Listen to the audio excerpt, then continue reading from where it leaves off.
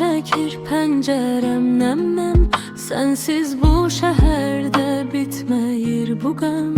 Herkes öz yolunda, mən isə təkəm.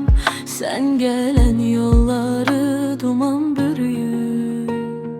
Yarım kaldı arzular bir anın içinde. Bittik biz bu eşkin ayrılık köşünde. Sen mənə karşı niye bu kadar zalim oldun? Benim solmaz eşkimde saralan gül oldun.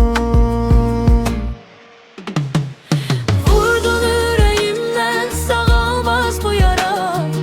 Ayrılık apardı bizi yağdan karaya. Zalimin hükmü var, sevginin yok günahı. Göğe bülend olup məzlumun ahı. Vurdun yüreğimden, sağalmaz bu yara. Ayrılık apardı bizi yağdan karaya. Zalimin hükmü var, sevginin yok günahı. Göğe bülend olup məzlumun ahı.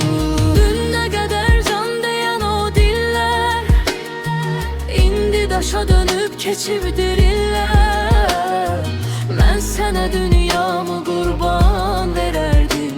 Senin tek arzunu mən can bilərdim. Ama sen seçtin bu soyuq gedişi. Bitirdin məndə olan her bir ümidi. Zalim bir həsrətə məhkum elədin. Məni bu gənc yaşda məcnun elədin. Ağlı suların, ayrılık katarı.